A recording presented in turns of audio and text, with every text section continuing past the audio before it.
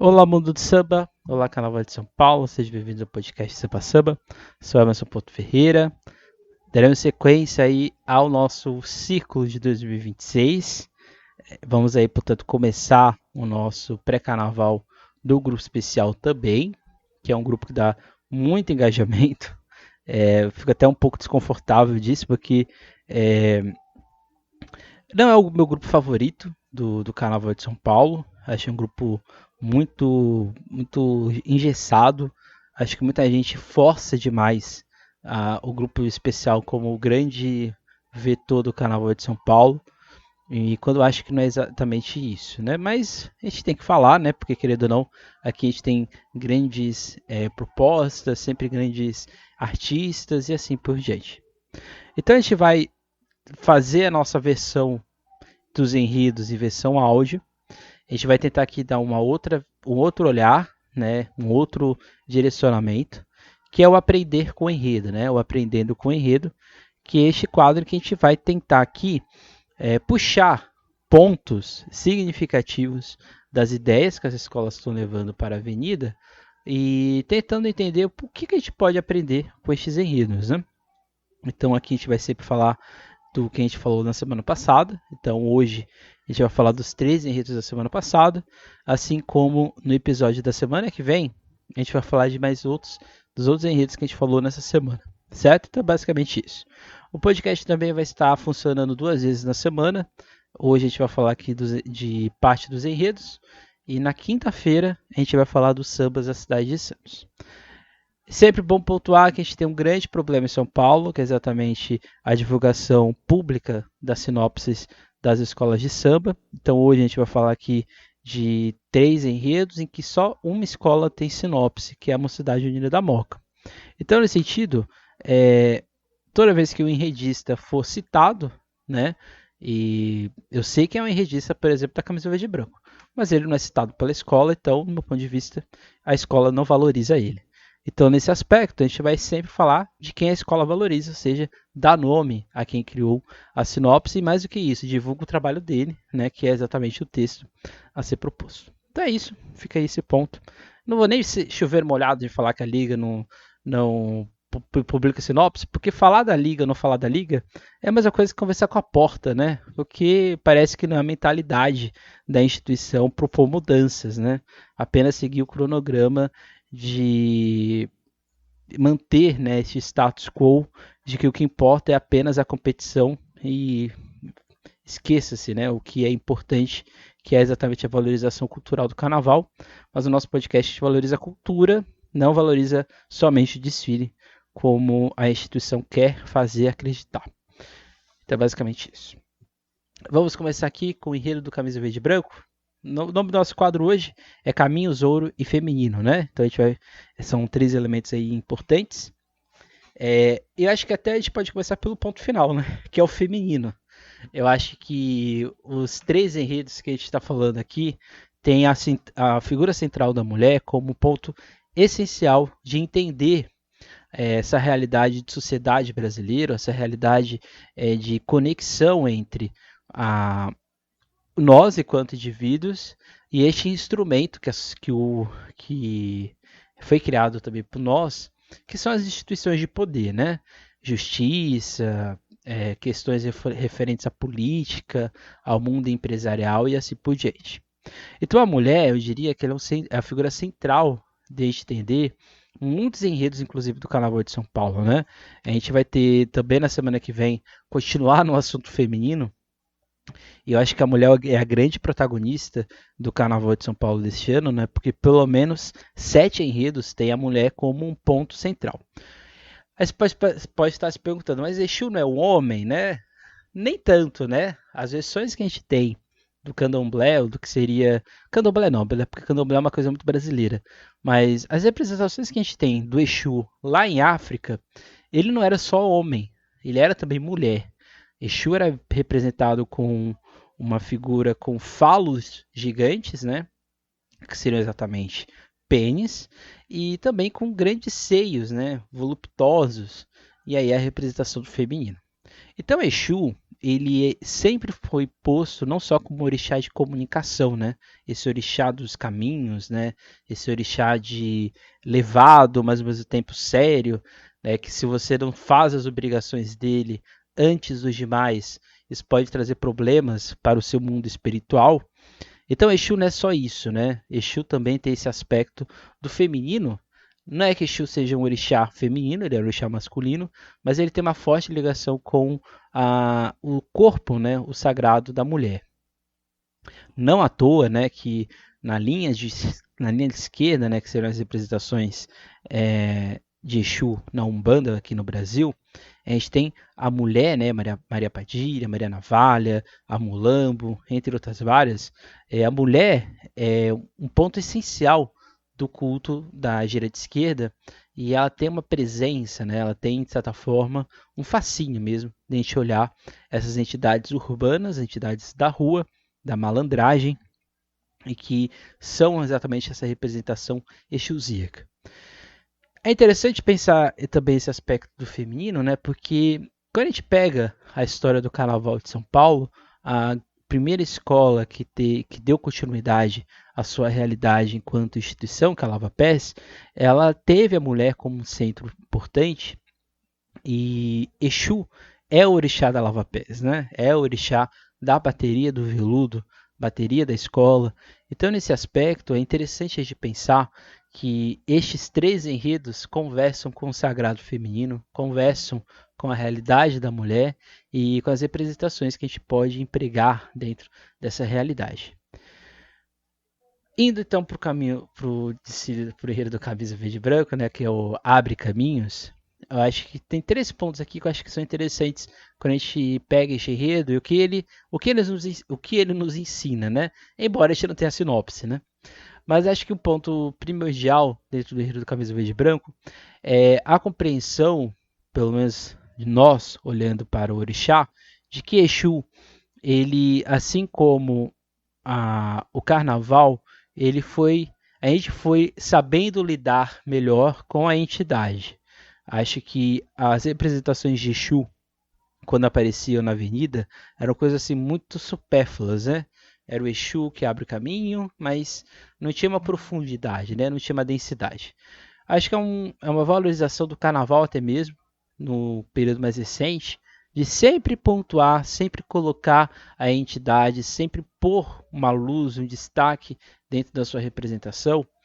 E que eu acho que no carnaval brasileiro está acontecendo desde os anos 80, e calhou que no mesmo ano a gente teve a Beija-Flor no Ratos e Urubus falando de Exu, indiretamente.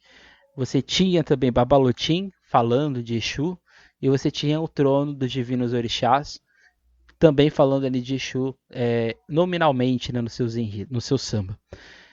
E acho que isso não é de propósito, né? Acho que o carnaval tem uma relação muito, muito umbilical com um orixá, até porque o carnaval ele precisa passar por encruzilhadas, ele precisa ter os caminhos abertos e a gente sempre tem que fazer essa veneração, né? Sempre tem que reverenciar o orixá como um todo, assim como é nos terreiros também. Acho que os outros dois pontos do enredo da camisa verde e branco, acho que é saber, né, pontuar, saber diferenciar o que é África e o que é Brasil. Acho que isso também fica muito claro. E eu acho que o ponto central do enredo é uma tentativa de autoestima da escola. Eu sempre falo isso, né? Não sei se as pessoas que me seguem, que torcem para o Camisa Verde e Branco, compreendem o que eu digo. Eu acho que o Camisa Verde e Branco tá no grupo especial, acabou de ser quinto colocado no carnaval do ano passado, mas eu tenho a sensação de que a escola não está em nenhum momento confortável. Eu acho que ela é quinta colocada, ela vem aí com uma injeção de ânimo, mas eu não sinto que a escola está confortável. Eu sinto que sempre tem algo para ser provado. E assim, sendo bem sincero, uma escola como Camisa Verde e Branca não precisa provar mais nada dentro da sua história. Mas eu acho que é uma tentativa de se provar, né? Provar de que a gente consegue, de que que a gente não está aqui à toa, ou que a gente está aqui numa jogada de sorte e caímos aqui no grupo especial. Então acho que falar de Exu é tentar abrir um novo caminho, um caminho de estabilidade, né? A possibilidade de a escola criar novos meios de comunicação, com o público, novos meios de comunicação com ela mesma. E aí eu repito, eu acho até fascinante uma escola que foi dominante no Carnaval de São Paulo durante anos, ainda ter essa visão de que ela tem que se provar. Né? E eu acho que aí falta também um pouco também do público tentar entender as realidades. Mas eu acho que esse Enredo de Exu é uma possibilidade da escola reabrir os seus percursos, né? Ter novos caminhos de perspectiva da sua própria realidade e assim, portanto, se compreender, né? Acho que isso é o mais interessante e mais bonito.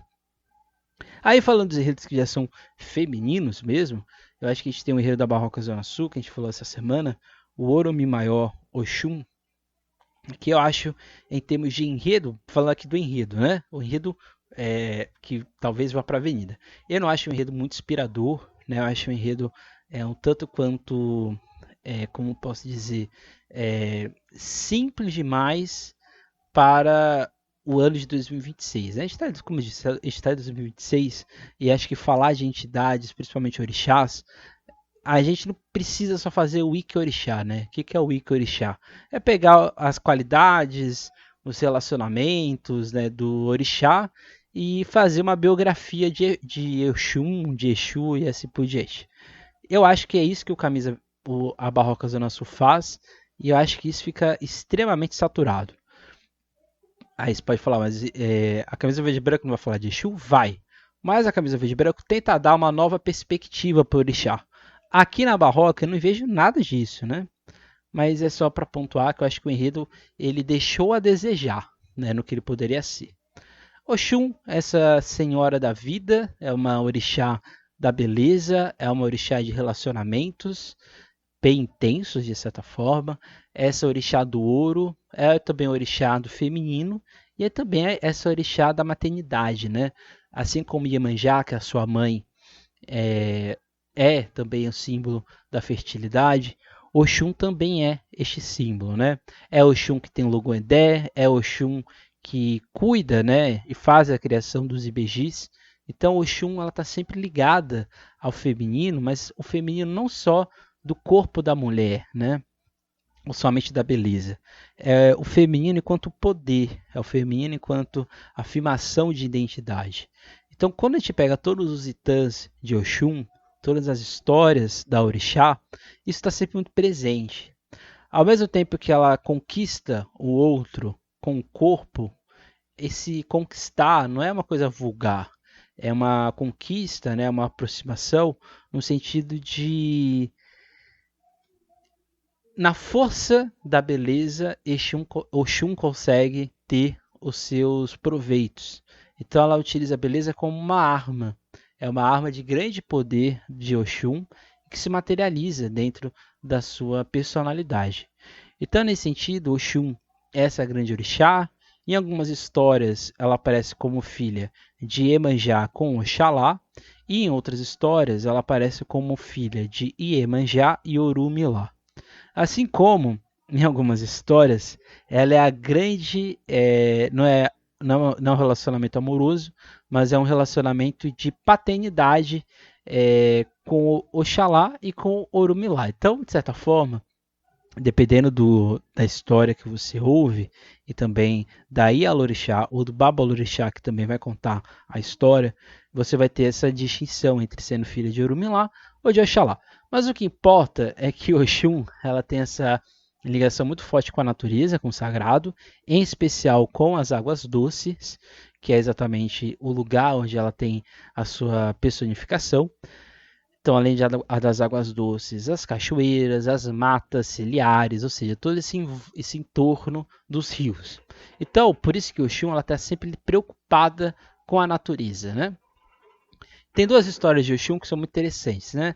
Uma delas é exatamente os problemas que ocorrem nos rios, né? Então, quando acaba a água dos rios e começa a grande batalha dos orixás, é Oxum que vai solucionar um problema. E ela não vai solucionar o problema guerreando, né? Ela vai voando até o Lodomaré, ela se transforma num grande pavão, e os orixás dão risada na cara dela, que ela não vai conseguir chegar, porque o sol vai matar ela, mas ela vai, as penas vão ficando pretas, ela vai ficando fraca, mas ela chega até o Lodomaré vê Oxum como uma grande figura de força, de poder, e ela vai com um pavão, volta com uma abutre, e ela consegue trazer de novo a água para o mundo, né?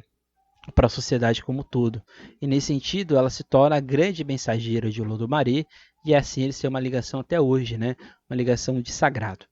Assim como quando tem um grande problema de fome no mundo, é Oxum que vai solucionar o problema, né?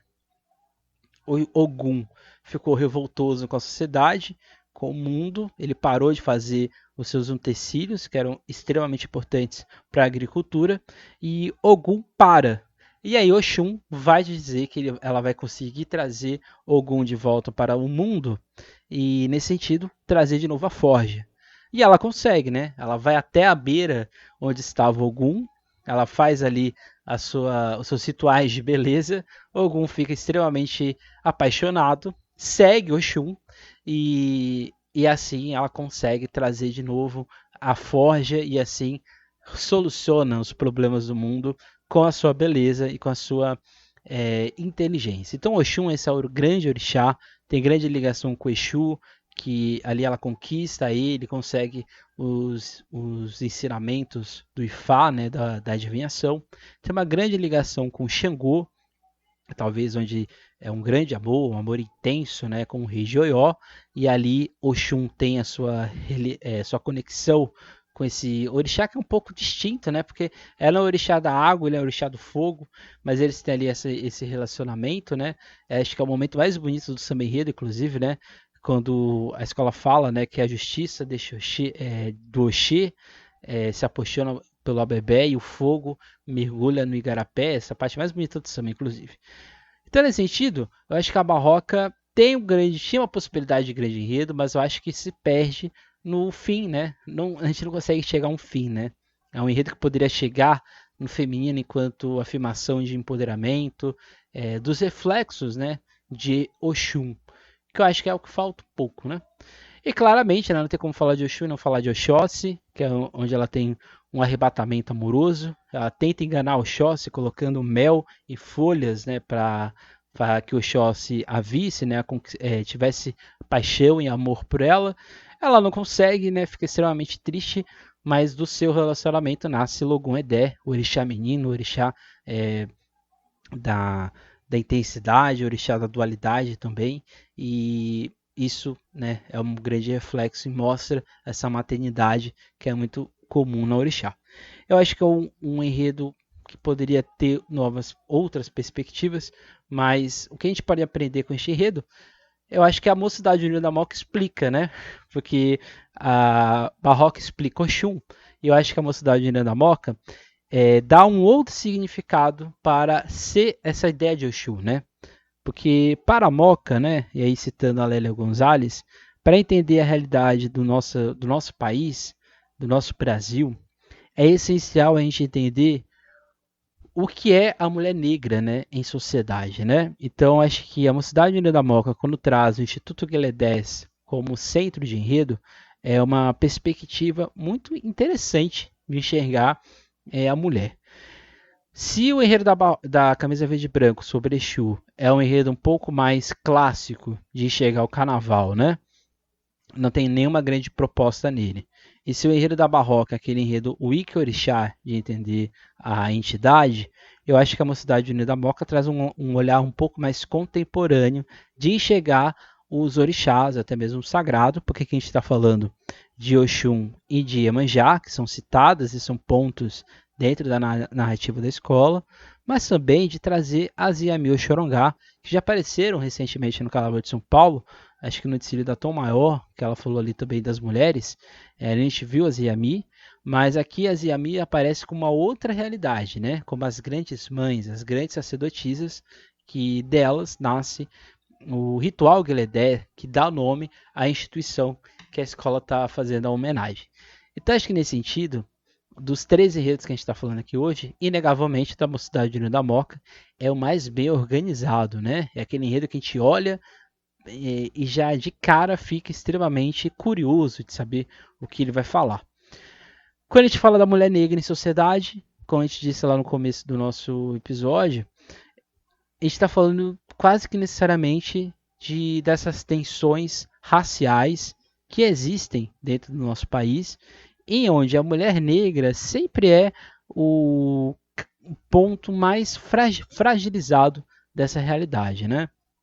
Então, nesse sentido, aí voltando ao pensamento da Lélia Gonzalez, essa realidade de enxergar a mulher dentro de sociedade brasileira, né, principalmente a mulher negra, é fundamental para entender muitas questões econômicas, muitas questões sociais, muitas questões históricas, políticas e de poder mesmo. Então, quando a gente pega a mulher dentro da sociedade, ela sempre está silenciada. A identidade da mulher negra é um silêncio. E ela nunca, e não é quase sempre não é ela que diz ou ela que pontua o que ela pensa, é sempre o outro te dizendo pela uma mulher negra. Então a mulher negra é forte, a mulher negra ela é brava, a mulher negra é de luta. Então nunca existe o lado doce, né? Nunca existe o lado da delicadeza, nunca existe o lado da emoção. A mulher negra é sempre posta no lugar da força. E a gente sabe que colocar identidades dentro de estereótipos não vai a lugar nenhum, né? Não existe um estereótipo do que é ser mulher negra ou do que é ser mulher branca. São mulheres, assim como a gente não existe a questão do homem negro e do homem branco. São homens, né? Então, essas definições de identidade é o que ao longo da história silenciou e que colocou, né, o estereótipo sobre a mulher negra. A escola faz um grande acerto e acho que este é um grande enredo para ser ensinado e até mesmo voltado para frente, né? Eu espero que a escola, independente do que vier a acontecer no ensino da Mocidade Júnior da Moca, eu espero que a escola não largue este enredo como ela largou alguns dos seus enredos no passado, né? Eu acho que esse é enredo de legado, né? A escola pode construir algo interessante sobre isso e só para deixar aqui bem claro, né? A escola falou recentemente de grandes personalidades e eu não vejo a escola colocando essas personalidades em circulação dentro das suas ideias, né, de sociedade. É um enredo com o que esse enredo Guedes tem uma forte ligação com o enredo da professora Helena Teodoro, por exemplo, né? Então ela poderia inclusive estar sendo citada talvez na sinopse, ou ela poderia estar sendo relembrada, né, nos últimos anos aqui pela escola. Então nesse sentido, o grande acerto da Mocidade da Moca é esse, né? É colocar a mulher negra como protagonista, coisa que é um pouco rara em São Paulo. Já teve enredos de mulheres negras, mas acho que esse enredo da Mocidade da Moca coloca um posicionamento de enxergar a mulher em sociedade. É um enredo feito pela Thaisa Menezes, que é uma boa enredista aqui do carnaval brasileiro. E acho que o ponto essencial é que ela é a única mulher, diria, do grupo especial de São Paulo, né? Então isso traz um outro olhar para enxergar o samba e para chegar ao enredo no caso. Então o samba ele tem o enredo ele tem três blocos, né? Acho que o bloco dele histórico, que é esse bloco das grandes mulheres em África, rainhas, sacerdotisas, pessoas que tinham forte poder em sociedade. Isso nos faz chegar exatamente ao ponto religioso, que aí são as grandes Yami-Oxorogás, essas grandes mães iniciais, mulheres bruxas, mulheres com força e intensidade, que faz gerar o ritual Geledé, que é um patrimônio aí reconhecido pela Unesco. O ritual Geledé, na Nigéria, no Togo e em Benin, ele tem como grande objetivo fazer um agrado, né, ali entre março e maio. Ele tem o objetivo exatamente de homenagear as grandes mães Yami Oxorongá e assim deixá-las elas alegres, felizes, contempladas, saciadas, e assim elas conseguem, a gente consegue, né? A humanidade consegue ter uma harmonia como um todo. Aí, desse sagrado Gueledé, a gente vai para o sagrado das mulheres, das grandes orixás, né? Oxum e Iemanjá, que são esse símbolo, né, do feminino, não só, como eu disse, da delicadeza, mas também um feminino propositivo, né? Um feminino que gera questionamentos, né? Empoderamento como um todo. E aí a gente chega de fato no Instituto Gueledé, esse instituto que é criado pela Sueli Carneiro em 1988. E o Instituto Gueledé tem como grande objetivo aí colocar a evidência na pessoa negra, mas em especial na mulher negra, como um protagonista de histórica, de sociedade, e fazer questionamentos, né, denúncias, não só em encontros, né, que são muito comuns, promovidos pelo Instituto Guilherme 10, mas principalmente no site. O Guilherme 10 é um dos primeiros sites, né, sociais do Brasil, e além de ser um dos primeiros sites sociais do Brasil, é também o grande site, né, um dos primeiros sites que coloca aí a condição da mulher negra como um ponto, o elemento essencial desse questionamento. Então, quando a escola coloca o Guilherme 10 como um instituto de proposição da condição da mulher negra em sociedade, a escola, de certa forma, está dando um recado.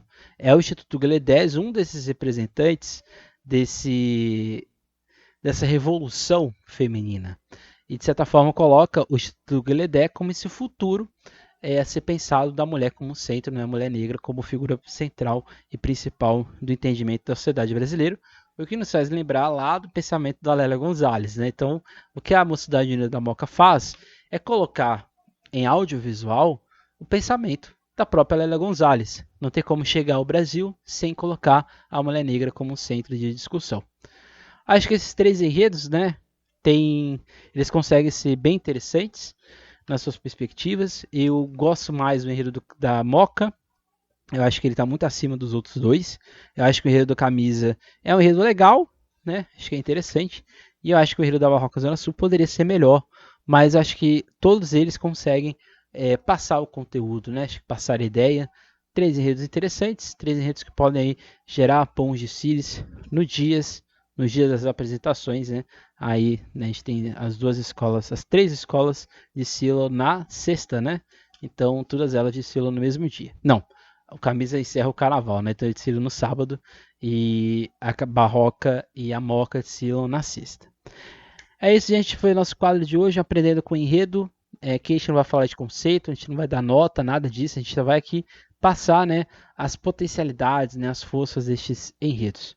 Se você quer saber como estes enredos, né, aí um pouco mais aprofundado, e também os nossos apontamentos sobre eles, aí você pode ir na nossa rede social, lá no Substância Depressão, que você vai ter os enredos. E você pode estar aqui na descrição do YouTube, aqui deste vídeo, ter o link, né, que você vai lá acessar o nosso Instagram e você consegue lá ter as informações e também as referências bibliográficas, né, porque eu acho que só para a gente encerrar aqui, todas as opiniões, todos os textos que eu escrevo dentro do que os enredos contam é baseado em referência bibliográfica, tá, gente? Nada aqui é retirado do vazio, do nada, tudo aqui é um estudo, tudo aqui é leitura de artigo, de livro, de teses, de dissertações que a gente lê exatamente para dar um pouco mais de profundidade e até mesmo fazer cruzamentos narrativos com o que as escolas estão propondo. É isso, gente. Não deixe de seguir o CBC Depressão nas nossas redes sociais. Voltamos quinta-feira para falar dos sambas da cidade de Santos. É isso, até mais, até a próxima. Nunca esqueça e nunca deixe de sambar. Tchau.